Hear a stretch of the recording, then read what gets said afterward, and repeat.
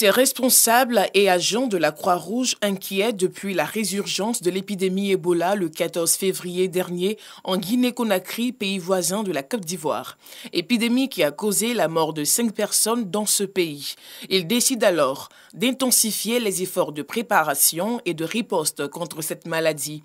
D'où l'importance de cet atelier de formation d'un pôle de formateurs afin de faciliter le renforcement des capacités des comités locaux de cette structure humanitaire sur les moyens de lutte contre cette pandémie. Aujourd'hui, il y a une résurgence en Guinée. Il y a donc obligation pour nous qui sommes pays frontaliers de pouvoir faire de la prévention.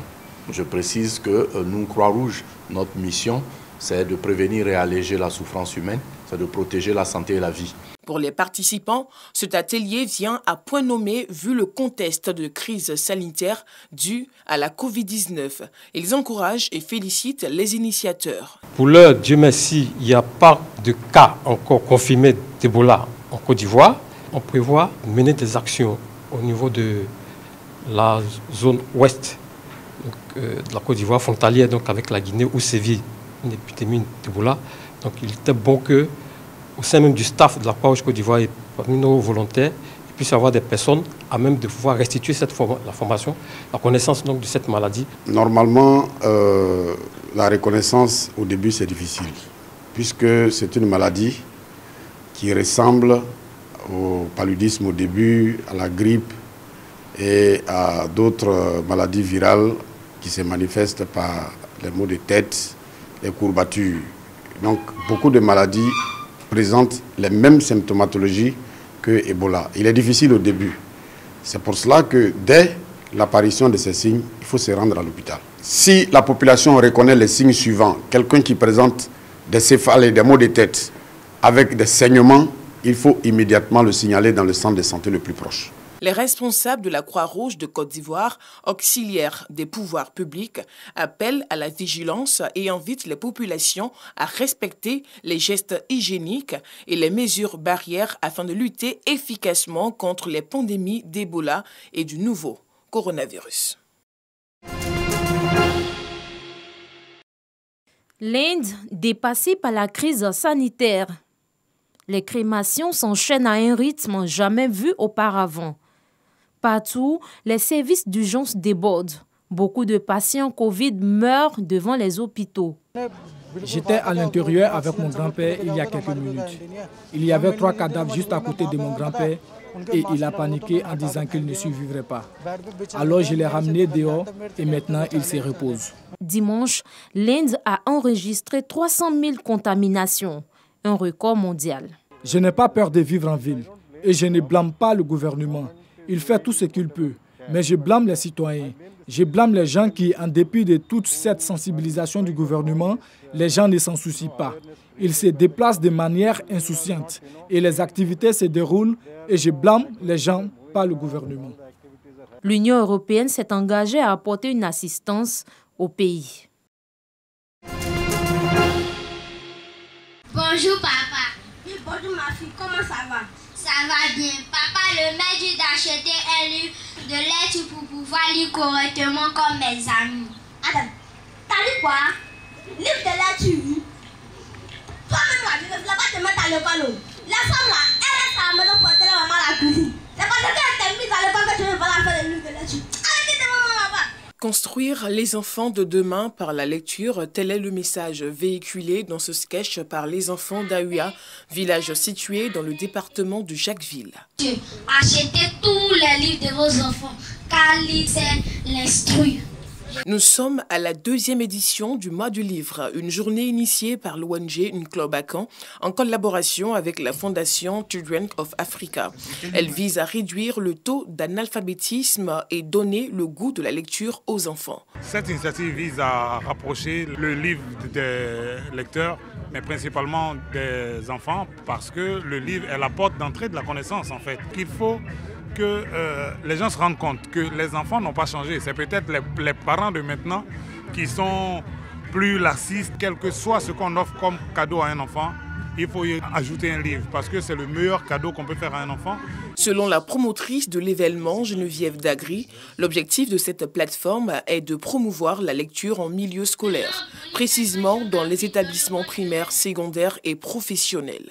Et ce rendez-vous s'offre aussi comme une occasion pour évaluer les élèves sur la maîtrise de la langue française.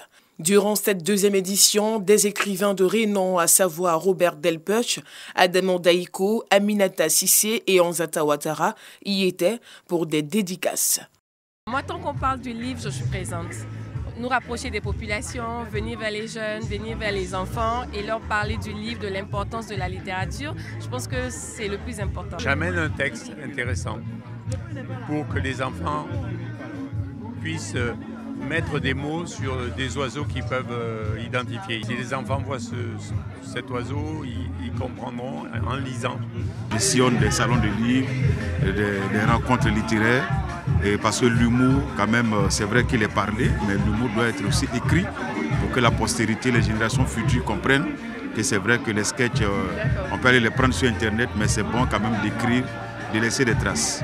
Outre la cérémonie de lancement de la seconde édition du mois du livre, l'ONG et ses partenaires ont procédé à la coupure du ruban de la seconde librairie de la commune dans le village de Ndjem, une aubaine pour la chefferie du village. Vraiment, c'est une fierté. Nous sommes vraiment contents que je ne sais pas comment exprimer ma joie. Parce que cette librairie va nous soulager énormément. On ne fera plus de sorties, de déplacements pour aller chercher les livres pour nos enfants. Nous aussi, on aura gagné un temps pour pouvoir vaquer à nos occupations. Pour la deuxième édition du mois du livre a été une réussite. Les enfants avaient besoin d'être encadrés. Et Ndjem, c'était l'un de mes plus gros villages qui avait besoin d'une librairie. Ici, ils avaient les moyens, mais ils ne savaient pas où aller prendre la marchandise pour pouvoir le faire. Je demande à toutes les autorités de nous aider. Ce n'est pas forcément la ville seulement. Les villageois en ont besoin. Organisation non gouvernementale, l'ONG Unclobacan lutte pour l'épanouissement des enfants dans le domaine de la santé, de l'éducation et du social.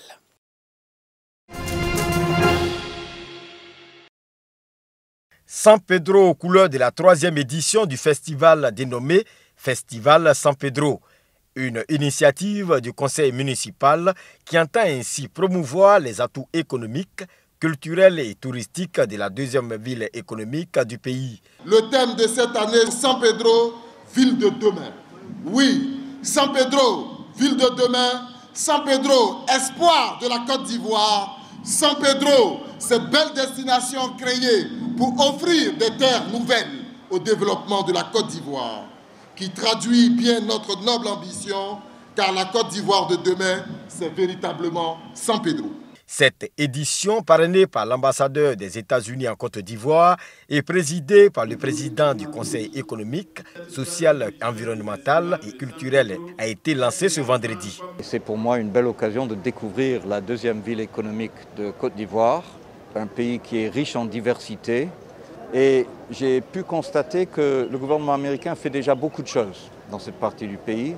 Et je compte poursuivre et renforcer autant que possible notre coopération pluriforme et aussi, j'espère, l'engagement du secteur privé américain dans cette partie de la Côte d'Ivoire. Un festival aujourd'hui va savoir lier la recherche de notre identité remarquable, c'est-à-dire notre patrimoine culturel, avec notre vision de développement. Il ne faut jamais oublier d'où nous venons, d'où la partie culturelle extrêmement importante, qui fait partie de notre mission au Conseil économique, social, environnemental et culturel. Nous retrouvons parfaitement tout ceci.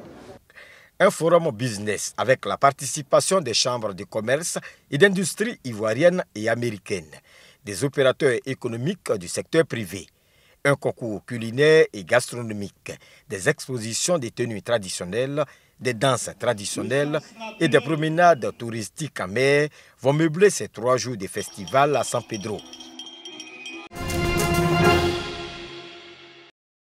Le parc de Dinder au Soudan, près de 10 000 km², le parc abrite la faune la plus riche du Soudan.